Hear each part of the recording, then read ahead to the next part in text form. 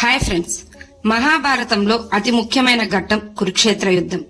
అయితే ఈ కురుక్షేత్ర యుద్ధంకు మూల కారణం భీష్ముడని చెప్తారు.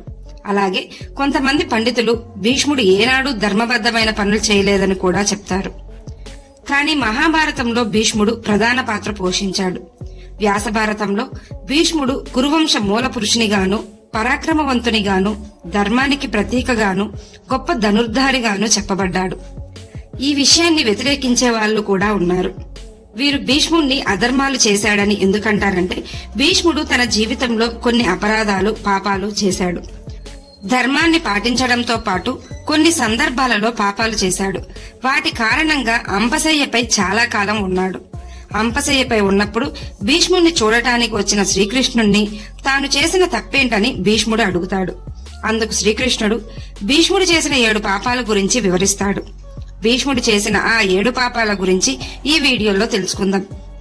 వీడియో చూస్తున్న వారిలో శ్రీకృష్ణుని భక్తులు ఉన్నట్లయితే తప్పకుండా జై శ్రీకృష్ణ అని కామెంట్ చేయండి. అంతకంటే ముందు ఎవరైనా మన ఛానల్ ని ఫస్ట్ టైం చూస్తుంటే ప్లీజ్ సబ్స్క్రైబ్ చేసుకోండి. అలాగే ఈ వీడియోని తప్పకుండా లైక్ చేయండి. మీ ఒక్క లైక్ మాకెంతో సపోర్ట్ ఇస్తుంది. శంతనుడు సత్యవతిని వివాహం చేసుకున్నప్పుడు తండ్రి కోసం భీష్ముడు హస్తినాపుర సింహాసనంపై ఉన్న హక్కును వదిలేస్తాడు. సత్యవతి పిల్లలకు మాత్రమే ఆ హక్కు ఉండాలంటూ సత్యవతి తండ్రి కోరగా అందుకు భీష్ముడు అంగీకరించి భవిష్యత్తు తరాల నుండి ఎటువంటి సమస్యలు రాకుండా భీష్ముడు జీవితకాల బ్రహ్మచర్యాన్ని పాటిస్తానని ప్రతిజ్ఞ చేస్తాడు. తండ్రి కోసం తన హక్కును వదిలేశాడు. కాని రాజ్యం గురించి అలాగే ప్రజల గురించి ఆలోచించలేకపోయాడు భీష్ముడు. ఎందుకంటే భీష్ముడు ఎంతో పరాక్రమవంతుడు. ఒక రాజుకు ఎలాంటి లక్షణాలు, వీరత్వం ఉండాలో అన్ని భీష్మునిలో ఉన్నాయి. పరశురాముని వద్ద అస్త్రశస్త్ర కళల్లో నైపుణ్యం పొంది గొప్ప ధనుర్ధారి అయ్యాడు. కాని సత్యవతికి కలిగే పిల్లలు ఎలా పరిపాలిస్తారో లేక ఎలాంటి లక్షణాలు గలవారో తెలియకుండానే తండ్రి కోసం భీష్ముడు రాజ్యంపై రాజహక్కును వదిలేస్తే మరి రాజ్యం గురించి, ప్రజల గురించి ఆలోచించకపోవడం అధర్మం, అలాగే పాపం కూడా. పరాక్రమవంతులు ధర్మం వైపు నడిస్తే ఆదర్శప్రాయులవుతారు. కాని భీష్ముడు తండ్రి కోసమే ఆలోచించి ప్రతిజ్ఞ చేశాడు. మరి హస్తిన ప్రజలకు చేసిందేంటి? ఇది మీరు చేసిన పాపం అంటూ శ్రీకృష్ణుడు భీష్మునికి చెప్తాడు. అలాగే రెండవది, కౌరవులలో పెద్దవాడు దుర్యోధనుడు. దుర్యోధనుడికి భీముడంటే కోపం, ద్వేషం, అసూయ. చిన్నప్పుడే భీముని చంపాలనుకుని విషాహారం పెట్టి స్పృహ తప్పి పడిపోతే తాళ్లతో కట్టి నీళ్లలో పడేశారు దుర్యోధనుడు, అలాగే మిగిలిన కౌరవులు. ఆ తర్వాత మీకు ఆ విషయం తెలిసింది. కానీ మీరేం చేశారు? కనీసం దుర్యోధనుని మందలించలేకపోయారు.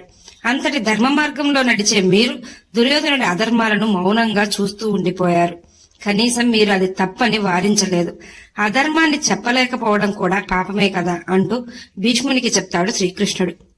భీష్ముడు ఏనాడు అధర్మాన్ని, అధర్మ పరులను ఆపలేదు. ఇక మూడవది, ధృతరాష్ట్రునికి మీరు వివాహం చేయాలనుకున్నప్పుడు గాంధారికి అలాగే ఆమె తండ్రి అయిన శుభలకు ఇష్టం లేకపోయినా మీరు గాంధారిని ధృతరాష్ట్రునికి ఇచ్చి వివాహం జరిపించారు. ధృతరాష్ట్రుడు అంధుడని తెలిసి బలవంతంగా గాంధారికి వివాహం చేయడం పాపం కాదా? ఒక స్త్రీ ఇష్టాయిష్టాలతో సంబంధం లేకుండా మీరు ఆమెకు అన్యాయం జరిగేలా చేయడం మహాపాపం. గాంధారి ధర్మాత్మురాలు.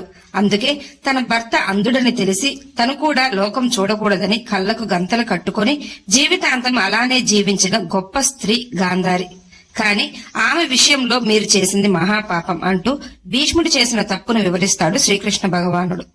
ఇక నాలుగవది, గురువు అంటే దైవంతో సమానం. మీరు ఇంత పరాక్రమవంతులుగా, యోధునిగా తయారవడానికి కారణం మీ గురువు పరశురాముడు. అలాంటిది గురువైన పరశురామునితోనే మీరు యుద్ధానికి సిద్ధపడి యుద్ధం చేశారు. ఎంతో గొప్ప విద్యను, ఎన్నో దివ్యాస్త్రాలను, జ్ఞానాన్ని ప్రసాదించిన గురువుపైనే అస్త్రాలు సంధించి యుద్ధం చేశారు. ఇంతకంటే మహాపాపం ఇంకొకటి ఉంటుందా? పరశురామునితో యుద్ధం చేసి ఎంతటి అప్రతిష్ట మూట కట్టుకున్నారు. అంతటి భయంకరమైన యుద్ధాన్ని దేవతలు అదుపు చేయకపోయి ఉంటే ఎంత అనర్థం జరిగేది. గురువు అంటే దైవం. గురువును దైవంగా భావించి సేవ చేసుకోవాలి. కాని మీరు యుద్ధం చేశారు. మీరు ధర్మ మార్గంలోనే నడిచానని అనుకుంటున్నారు. కాని ఇన్ని అపరాధాలు ఎందుకు చేశారంటూ శ్రీకృష్ణుడు భీష్ముణ్ణి ప్రశ్నిస్తాడు. ఇక ఐదవది, లక్క ఇంటి దహనం అప్పటి నుండి దుర్యోధనుడు చేసే అధర్మాలను మీరు ఏనాడు ఖండించలేదు. కుటుంబ కలహాలు రాకూడదనే మీరు మీ ప్రతిజ్ఞ కూడా చేశారు. కాని దుర్యోధనుడు పాండవులను చంపాలనుకోవడం కుటుంబంలో కలహాలు రావడం కాదా? పాండవులను మోసం చేసి కుట్రలు పన్నుతూనే ఉన్నాడు దుర్యోధనుడు శకుని. మీరు మౌనం వహించారే తప్ప ఏనాడు వారించలేదు. ఎదిరించగల శక్తి సామర్థ్యాలు ఉన్నప్పటికీ మీరు ఆ పని చేయలేదు. మీ మౌనం కారణంగా ఎన్నో అనర్థాలు వచ్చాయి. మీ మౌనం కారణంగానే కౌరవులకు పాండవులకు మధ్య కురుక్షేత్ర యుద్ధం సంభవించింది. ఈ యుద్ధానికి మూల కారణం మీరు కాదంటారా? మీరు ఎంతో శక్తివంతులు. అలాగే గురువైన ద్రోణాచార్యుడు కూడా ఎంతో పరాక్రమవంతుడు. దుర్యోధనుడికి మీరిద్దరూ 2 కవచాల్లాంటి వారు. మీరు ధర్మం వైపు నిలబడి ఉంటే దుర్యోధనుడు కురుక్షేత్ర యుద్ధానికి సిద్ధపడేవాడే కాదు. మీరు అలాగే గురుద్రోణాచార్యులు ఇద్దరు మహాప్రభువైన పరశురాముని శిష్యులే. కాని అధర్మం వైపు ఎందుకు నిలబడ్డారు? మీ ఇద్దరి శక్తి సామర్థ్యాలు అలాగే కర్ణుని శక్తి సామర్థ్యాలు చూసుకుని దుర్యోధనుడు ఇన్ని కుట్రలు అక్రమాలు పాండవులపై చేశాడు. ఇవి అధర్మ పనులు కాదంటారా? అలాగే మీరు హస్తినాపుర సింహాసనం కోసం యుద్ధాలు జరగకూడదని మీరు భావించారు. కాని చివరకు ఆ సింహాసనం కోసమే అతిపెద్ద యుద్ధమైన కురుక్షేత్ర యుద్ధం సంభవించింది. మీరు ఈ సమయంలో కూడా ధర్మాత్ములైన పాండవుల పక్షాన నిలబడలేదు. అది అపరాధం కాదా? కౌరవుల పక్షాన పోరాడుతూ మీ మరణ రహస్యాన్ని అంటే శిఖండిని ముందు ఉంచి యుద్ధం చేయమని పాండవులకు సలహా ఇవ్వడం మహాపాపం. ఇంతటి అధర్మం పాపం ఇంకొకటి ఉంటుందా అంటూ భీష్ముణ్ణి ప్రశ్నిస్తాడు శ్రీకృష్ణుడు. ఇక 6వది, ద్రౌపదిని నిండు సభలో కౌరవులు అవమానిస్తున్నప్పుడు వాళ్ళు చేసేది తప్పని ఖండించలేకపోయారు. మీరు సాక్షాత్తు గంగామాత పుత్రులు. తప్పును ఆపకపోవడం పెద్ద తప్పు అవుతుంది. నిండు సభలో ఒక స్త్రీ తనకు అన్యాయం జరుగుతుంటే న్యాయం కోసం మిమ్మల్ని ప్రాధేయపడింది. కాని మీ మనసు కరగలేదు. మీరు మౌనంగా ఉండిపోయారు. కౌరవులను ఖండించగల శక్తి సామర్థ్యాలు ఉన్నప్పటికీ మీరు వాళ్ళని ఆపలేకపోయారు. స్త్రీల పట్ల మీకున్న గౌరవం ఇదేనా? మీరు చేసింది పాపమే అవుతుంది. ధర్మాత్ములు ధర్మ మార్గంలో నడుస్తూ ధర్మాన్ని కూడా కాపాడాలి అంటూ శ్రీకృష్ణుడు భీష్మునికి చెప్తాడు. ఇక 7వది, మీ తండ్రి అయిన శంతనునికి సత్యవతికి 2 కుమారులైన చిత్రాంగదుడు విచిత్రవీర్యుడు జన్మించగా ఒకరు యుద్ధంలో మరణించారు. ఇంకొకరు అనారోగ్యంతో ఉన్నప్పుడు హస్తిన సింహాసన వారసుల కోసం మీరు కాశీరాజు కుమార్తెలైన అంబ అంబిక అంబాలికలను బలవంతంగా ఎత్తుకొచ్చారు. అంబకు ఇష్టం లేదని తెలిసి వదిలేసిన అంబిక అంబాలికలను ఇచ్చి వివాహం జరిపించారు.